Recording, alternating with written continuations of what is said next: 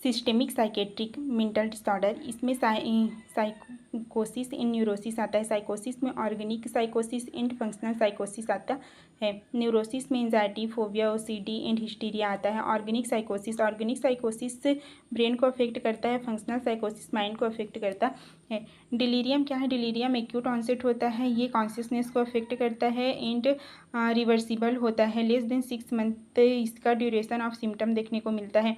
And dementia होता है वो क्रॉनिक होता है, डिस्टर्ब इन द मेमोरी होता है एंड ये रिसेंट मेमोरी लॉस कराता है और सिम्टम मोर देन 6 मंथ तक देखने को मिलता है। डिलीरियम क्या है? तो डिलीरियम एक्यूट कन्फ्यूजनल स्टेट होता है एंड टॉक्सिक हाइपोक्सिस भी बोला जाता है।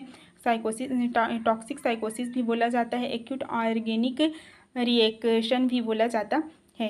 एंड इसका डेफिनेशन क्या है? तो delirium is the commonest organic mental disorder characterised by the acute change in level of the consciousness देखने को मिलता है। ये कॉन्शियसनेस का प्रॉब्लम होता है। साइन सिम्टम में क्या होता है? क्लाउडिंग ऑफ द कॉन्शियसनेस देखने को मिलता है।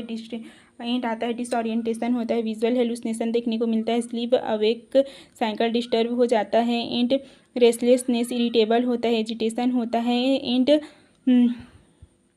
इसमें कार्फोलेजिया मिलता है। इसमें सामने वो पकड़ने की कोशिश करता है, जैसे कपड़ा हो गया, बेडशीट हो गया, ये सब।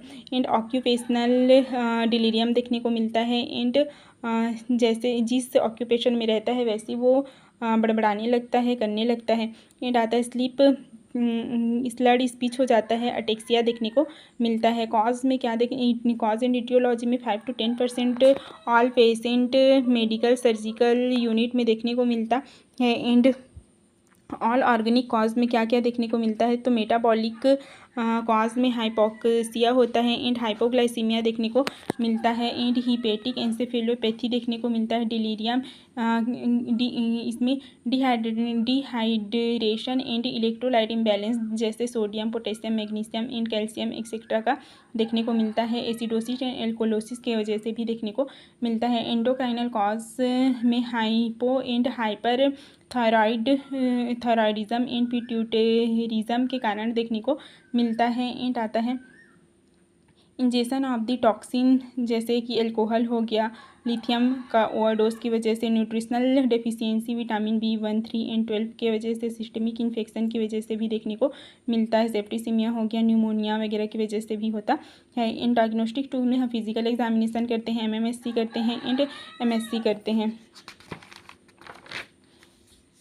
ट्रीटमेंट में हम लोग एंटीसाइकोटिक टिपिकल में रेस्पेरिडॉन एंड एरीपिप्राजोल देते हैं एंड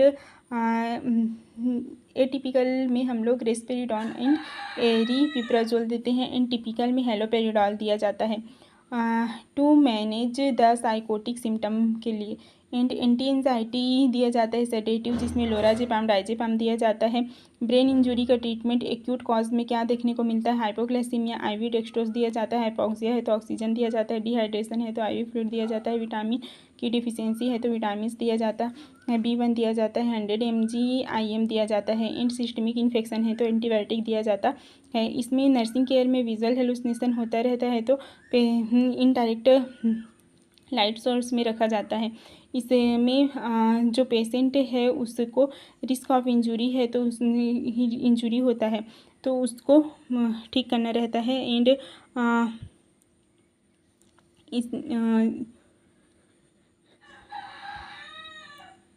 इसमें हम जो पेशेंट का एनवायरनमेंट है उसको काम क्वाइट एनवायरनमेंट प्रोवाइड करते हैं एंड इंश्योर करते हैं सेफ्टी को, ये फर्स्ट प्रायोरिटी होता है।